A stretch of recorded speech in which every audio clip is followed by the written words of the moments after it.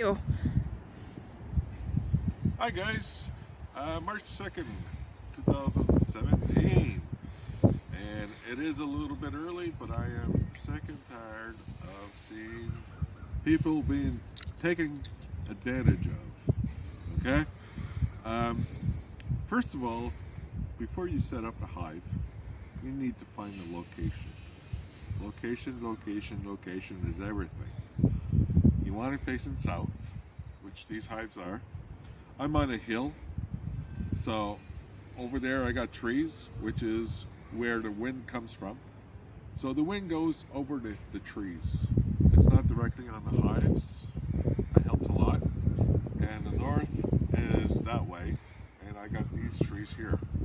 So it helps. If you're in a field, you don't want to put your hives in the middle of the field. You're going to want to put it in a corner, like I am, where it's going to be blocking most of their wind. Now, I know you can't block the wind coming up the field. What you want to do is you go up the field, and if it levels up for 20 to 30 feet, and then you got tall trees, that's perfect. If you actually sit down on a windy day, you'll notice that you barely get any wind there. As if you're standing up, you'll probably get a lot more wind. That's the perfect location. You don't want to be down in a gully because it's going to be super humid. And like everybody knows, humidity is #1 enemy to the bees. Okay? The other thing that you don't need a lot of gadgets to winterize bees. This is one of the main reasons why I'm going to show you what I do. It's cheap, it's fast, and it works really good. Okay? First of all, I've got burlap around the hives. Now, if you're in a windy area, you're going to want to put a lot more burlap to stop that draft. You don't want a draft. You want air circulation in your hives, but you don't want drafts. Okay? So, let's take this off.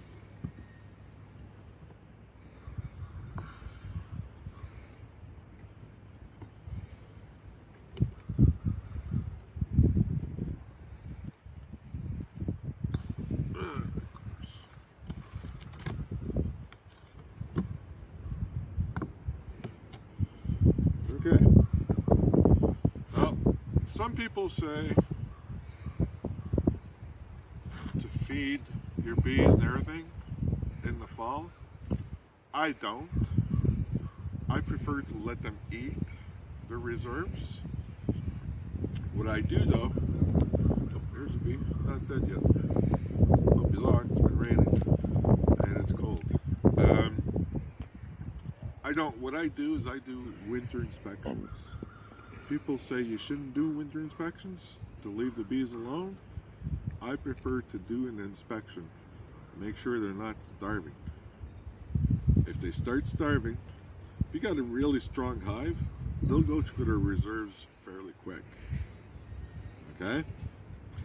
I always go 3 boxes high. That's 2 boxes of full brood and 1 box of honey. The reason the honey's on top is because when it's cold, they come up to where the warm air is, and that's how they eat. Right? That's how they survive. They stay in the warm. They can't stay below and stay warm if it's too cold. They will go up.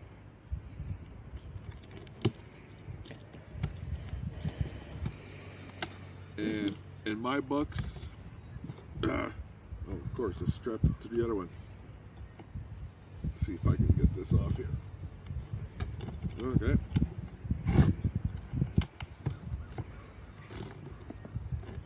This #1 tool for every hive there is. Okay? It keeps your hives closed, keeps them together. If you get an attack from any critter, you're going to have a hard time taking it apart, even a bear. I've seen some hives knocked down by bears, scratched, and the hives are still together. That's if you tighten together really good and all that. I always bunch up my hives together to keep as minimum wind, draft, or just to keep the space together. Put them together. It keeps them a little bit warmer, apparently. I don't really believe in that, but that's okay. Plywood, that's all you need. I put my undercover just like this. Underneath the undercover, if you want to come in here, this is what I put. Sawdust. All you need is an extra hive box. That's all you need. You don't have to buy any gadgets or special boxes or special lids or whatsoever. Take another super box or a medium. I wouldn't go with a shallow box, just because your sawdust, if you put too little, it's not going to do anything. It's not going to keep the heat inside. If you put too much, it keeps the heat in, but the moisture does not have time to get out, and it gets onto the wood. And as you can see, these chips, they're bone dry. This has been the worst winter. It's worst winter for the bees. It's been raining. We didn't get a lot of snow. We did get some snow, but not that much. And as you can see, this is bone dry. Okay?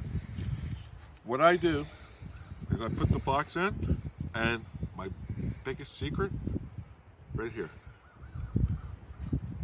I put burlap first on top of it before the sawdust. This way you can pull it, and you look, boom. All right? See, this hive has not even touched the sugar yet. That's a strong hive. Now I'll go, let's see. The beauty about this system is you can pull that burlap, you can look, right? You'll see your bees and everything, and they won't be bothered. They won't be bothered because in that box, they got walls. They're not getting that big wind, and you're only lifting a corner at a time. So you're not bothering the bees at all. So see, this one's eating. If this one's eating, you'll be able to see the bees. And there you go. Okay? I got a pillowcase made of burlap. I've got the sawdust, bone dry, and it's warm. And if you lift a corner here, there you go. Is that a beauty? That's a strong hive. These hives were not strong at the beginning, but just because there's no humidity, it was easy for them to stay alive. They got the heat and everything, right? And underneath the sugar, I put a newspaper. The reason I put the newspaper is it absorbs some humidity, right?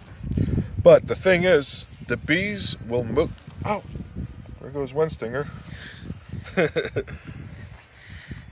The bees move in your hive, and if they can't move because it's too cold, then they'll starve to death.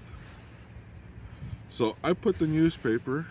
It absorbs some humidity, but it keeps the heat down, right? The sawdust on top helps a lot more. It's an insulation. It helps to keep the heat in,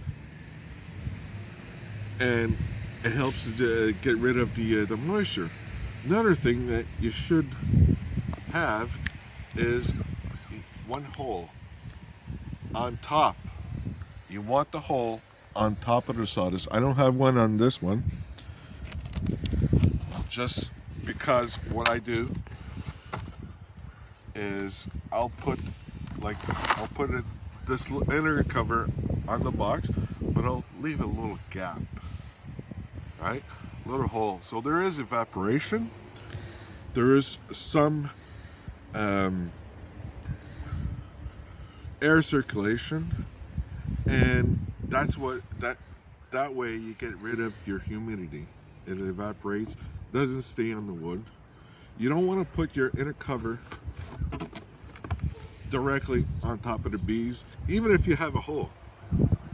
The reason for this is the moisture will still gather here. It's not all going to go through the hole. So what gathers here is going to leak back onto the bees. You don't want that. You want it to keep on going up. So the newspaper does that. Just like I said, a simple box, plywood. See, just normal plywood. Normally, I don't even put this on. Tar paper, I don't bother with tar paper, just one plywood, boom. That's simple. And I always go 3 boxes high, plus the 1 box for. So there is no reason to invest big money. When I started, the only thing that I invested in is frames, just because they're picky. Like, you got the shapes and all that. You gotta have the right proportions and all that. A box, anybody can build a box, right? You just need one little piece of lat to put your frames on. So you make it a little bit longer. You put that piece of lat, your frames stick on. Boom, you're all set. Lids, inner covers, bottom boards. It's all the same thing. My bottom boards, it's only plywood. I don't have, it's not raised or nothing. All I do is I slide the bottom board a little bit backwards. It gives you a 1/4 inch of entrance, and that's all you need. I don't plug my entrances in the winter either. I don't reduce it. I leave it wide open. You want that air circulation. If you reduce that air circulation, you're going to get more moisture inside. And as we remember, moisture and cold kills bees. Now, this is not going to be the same for everybody. This is why it's very important that you figure out location, location, location. If you're in an area where it's cold, like further north, I'm in Nova Scotia, zone 5, so it is cold. We do get the cold winters and everything, but we don't get -20 for 2-3 weeks in a row. If you do get -20 in 2-3 weeks in a row, Sawdust, I do recommend. Another thing that you can do is put tar paper. The only time that I see tar paper being very useful is if you get a lot of snow in your area. I would definitely tar paper. The tar paper will melt the snow around your hives that's close. It'll create a wall, which is perfect, right? Because then you're not going to get any drafts, and your bees can still go out. If your bees cannot go out when they absolutely need to, it just causes more trouble, right? We got winters where there's days that it's +5 in January, February. I mean, those are supposed to be the cold winters, but they're not. So that's why I don't put black tar. I don't need it. I don't get a lot of snow. When I do, it melts away anyway. 2-3 days after. So now these hives were not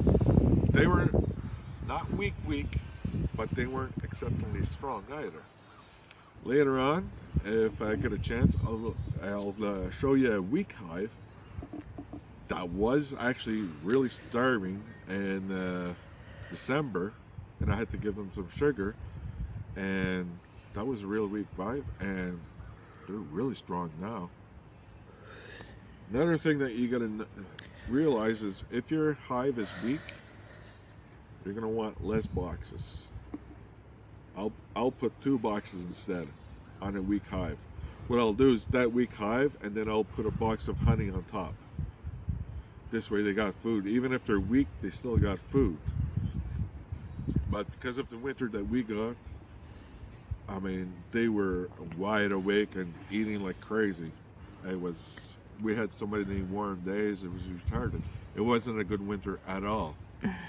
So I suspect that a lot of people are going to be losing a lot of bees this year if they don't go and feed their bees. And a lot of hives, like gadgets, like the Hive Flow, the Flow Hive. I'm sorry, but in my opinion, it's garbage. Okay, it's a novelty gadget. That's all it is, in my opinion. So, yeah, that's pretty much what I do for my hives to survive in the winter. Don't forget, don't be afraid to go see your hives in the winter. It's a nice day out, not windy, sunny. Why not? If you're set up like this, you can go see them, no problem. Today it's overcast. It was actually raining 2 minutes ago, well, 5 minutes ago. And as you see, the bees are not coming after me or nothing. I don't have to lift the boxes, so there's no disturbance of the actual hive. And if you need to feed them, first thing you do is you lift the bag on one side, you put a newspaper, you slide it, you don't bother the bees at all. And after that, you can actually take the bag off and put your sugar. And I refuse to feed sugar water to the bees in the fall or even early spring. Like today, this would be too early for spring. It's supposed to freeze overnight. And it's supposed to be like -10. And of course, this is Celsius. So I give them straight sugar, not fondant, straight sugar. One main reason I put main sugar is it will absorb a lot of the humidity if it needs to. So all it's going to do is make your sugar hard. It doesn't bother the bees if it's hard or not. Okay? So that's my tidbit. I hope you guys have learned from it, and I hope that you pass this along. I mean, there is absolutely no point of insulation, wrapping insulation around a hive. That's a waste of money and a waste of time. If you're not in areas where it's -30 for weeks on end weeks, then there's absolutely no point. Bees will survive in winter, even at -30. They will survive as long as they are dry. That's the secret, dry. This system works exceptionally well for keeping the bees dry, as you can see. So pass this along, and I hope you have good success. Just say a quick hi there to Dirt Rooster, good buddy of mine, good channel. If you want to have a good laugh, go see his videos. He's pretty funny. You got brother Jeff, really good. You got JP, and these guys are all in the south, so you can't really take their system and implement it in cold weathers, but they still got some pretty good ideas, so go check that out. Other call outs would be Forever Homestead. Oh, I got a bee in the shirt. Forever Homestead is a beginner homestead, which is, oh no, he's on my back. Oh, okay, I think I got it. Yeah, Forever Homestead, and then there is another one, Vino Homestead, I believe. Go check him out also. He does some really nice videos, as well as the others. And okay, see you at the next hive. Next yard too. Okay, like I said, I was going to show you a weak hive, as you can see. I've got my lid, just a simple piece of plywood. Rocket science, right? Sawdust. I got a different system here. But I took a super and I cut it in half, or in three actually, and I drilled some holes. It's got plenty of ventilation and everything. This one, this was the first system that I tried, and it's good. Don't get me wrong, it's good. I just don't like it for the simple fact, and I'll show you. If you want to come over here, you can see sawdust is bone dry, right? And this was a weak hive, all bone dry. What I did is I put a screen, right? For the first time. Wow, nice heat. The problem with the screen, you can see through it and everything, but you can't feed them. To feed them, if you want to go right down like this, you got to lift the box to look. And you can see that's a strong hive. For a weak hive, it came back pretty damn good. And that's all it is. Like you can see, there's all sorts of holes and everything. It doesn't really matter. You try not to give them any draft, but if there is, they will plug it. They will plug the holes. So you don't have to worry if your box is not totally square or totally level or stuff like that. You do want all your hives to face forward a little bit. 2 degrees, that's all you need. 2 degrees will give you that down slope enough for the water to go down and run out, right? And it makes it easier for the bees to pull their junk out. So, the reason I said I don't feed them liquid sugar, if you feed them liquid sugar either on top or in the hive, you're basically introducing humidity into the hive. You're not helping your hive at all. Plus, they got to evaporate that honey and everything on top of it, right? So you got the humidity from your feeder, you got the humidity from the honey. It's all dry. I don't put anything wet, right? This hive was, what was it, 7 frames of brood. I went and put a box of honey on top. Then I came back in December. So you got to realize our winters in Canada start early. In September, you want to be already starting to feed them. Early September, you want to start feeding them heavy for them to get the food they need, right? In October, November, that's when you wrap them up. That's when you're going to add the honey that you need for winterization. That's when you wrap them up, get them all ready for winter. Then you don't touch them until December, January, where you come and do your winter inspection. And that's when you know if you need to feed them or not. If they're all on top and you don't see any food, you need to feed those bees. You really need to feed those bees. Like the bees that were over there, they're not even 1 year old.